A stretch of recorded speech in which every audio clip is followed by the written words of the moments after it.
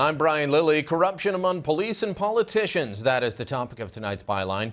We have an extraordinary situation here in Ontario right now. There are allegations of two senior Liberals offering what could be considered a bribe to a political candidate to get him to step aside for someone else. We have a police force telling us there's nothing to see, no laws broken, and this police force is one that has been political in the past. So to me, it looks like they're covering up. Do you remember this from the last Ontario election? We're the OPP, and we're here to keep you safe. Tim Hudak says he'll rip up contracts, leading to labor strife and expensive litigation. I'm here today to call upon you to make that sacrifice one more time. Every day, we work hard for you. Who's Tim Hudak working for? That ad was from the Union of the Ontario Provincial Police, their attempt to get involved in politics to make sure that Kathleen Wynne got re-elected. Now, I said at the time it was a bad idea for the people that enforce the laws, that wear the uniforms, that carry the guns, to get involved in politics like that. Having guys in uniforms with guns tell you how you should vote, that's the sort of thing that happens in third world countries, in banana republics, not places like Canada. And it's also a bad idea because it undermines faith in the justice system. Makes people wonder, are these guys really impartial? Can they be trusted to enforce the law evenly, fairly? Now, I want you to keep that in mind while I tell you the rest of the story and play some audio recordings related to it. Audio recordings that clearly show two top Liberals, including the Deputy Chief of Staff to the Premier, breaking the law as they try and offer a political candidate a job to step aside in favor of someone else. I'm talking about Andrew Olivier. He's the man that wanted to run for the Liberals in the ongoing Sudbury by-election, scheduled for less than a month from now. He ran in the last general election. He almost won. The NDP took the seat, but they took it narrowly, and that guy, Joe Cimino, decided to resign after 6 months on the job. So, a by-election. Olivier thought, great. He started to get set to run again, and then the Liberals approached him and said, hold on, we've got a star candidate to run for us. See, Kathleen Wynne didn't want Olivier. She wanted Glenn Thibault, the local New Democrat MP who was leaving federal politics to try his luck at Queen's Park. But Thibault didn't actually want a nomination bottle. He just wanted to be handed the nomination. So Wynne spoke to Olivier. Her Deputy Chief of Staff, Pat Sorbera, spoke to Olivier. And local Liberal kingmaker, Jerry Lougheed, spoke to Olivier. Now, what they said in those conversations is the big problem. Back in December, Olivier held a news conference. He made allegations that Sorbara and Lougheed had offered him a job or appointment if he would step aside. There were calls for police to investigate. To me, it didn't look like the OPP really wanted to investigate, but eventually they did. And then they announced this week that no laws had been broken. Wynne's Liberals denied the allegations, and on Monday, hey, they declared victory. But then Olivier, tired of being called a liar, decided to release the recordings of his conversations. See, Olivier records a lot of his conversations because he is a quadriplegic. He can't take notes, so he needs to be able to refer back to what was said. So he records them. People know that. People that know him know this. People that deal with him know that he records his calls and conversations. And funny enough, the OPP knew that he had recordings of these particular conversations, but they never asked him to hand them over. Why not? Is it back-scratching for the Liberals who the OPP union helped elect? I want to play parts of the recordings for you and then look at the law. First off, party kingmaker for the Sudbury area, Jerry Lougheed. Lougheed is a businessman in the area. He plays a big role in Liberal politics. One report said he helped raise more than $250,000 for Wynne's Liberals last year. And when Wynne decided to throw the guy in the wheelchair off to the side in favor of Glenn Thibault, she sent Lougheed to deliver the news and make an offer. So I come to you on behalf of the Premier and on behalf of, I guess, Thibault, for more indirectly, to ask you if you would consider stepping down, even more than that, Andrew, nominating him. In the course of that deliberation, the Premier wants to talk to you. They would like to present to you options in terms of appointments, jobs, whatever, that you and her and Pat Sorbera can talk about. I speak for the Premier. She wants to give you a job. That is pretty clear. But now Kathleen Wynne's trying to claim she doesn't really know this guy. He doesn't speak for the Liberals. She does know Pat Sorbera. Pat's the Liberal campaign director. She's been Wynne's Deputy Chief of Staff. And when she calls, she is speaking for the Premier. And when she called Olivier, she said, the Premier will appoint you to whatever you want. If there were other things that you're particularly interested in that, is within her realm to make you part of, then she is more than prepared to do that.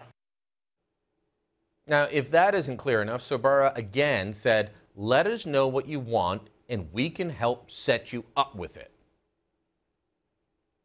We should have the broader discussion about what is it that you'd be most interested in doing, and then decide what shape that could take that would fulfill that, is what I'm getting at, whether it's a full-time or part-time job at a consid office, whether it is appointments to boards or commissions, whether it is also going on the exec direct. There's lots of, but we would just need to better understand, what is it that you most want to do.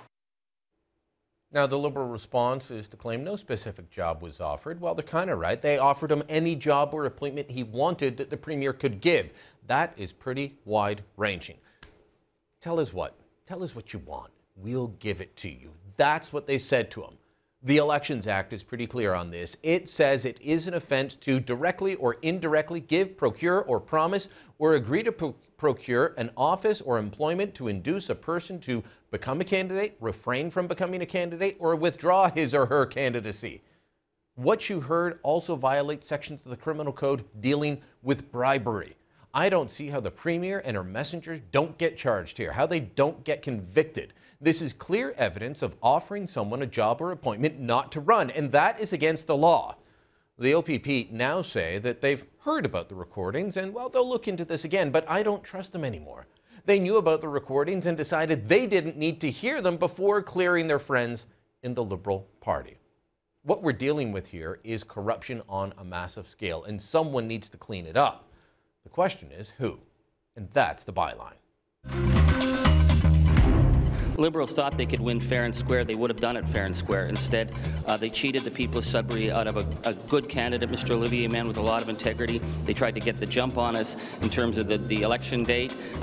If the Liberals want to win in the North, they need to do it honestly. And these crooked backroom deals send a signal that they don't think they can win fairly, and it sends a signal that they take people of the North and people of Sudbury for granted, and that's a really bad message to send. Tonight's top story, secret tapes and a police investigation, allegations that Ontario Liberal candidate Andrew Olivier offered compensation to step aside in the nomination race in Sudbury. Well, Steve Clark is a Conservative MPP in Ontario, just south of Ottawa. He joins me in studio. Steve, you've been pushing for this investigation. You asked Elections Ontario to look into this. They had, I think they were on the same page as the police. We don't see anything. Now the tapes are out there. What's happening now that we can all hear clearly that something was on offer? Well, I immediately yesterday wrote to Commissioner Vince Hawkes, asked him to reopen the investigation. Unlike the first time I wrote to the OPP, I got an immediate acknowledgement back this morning indicating that they were looking at all of this new information that's out in the public realm.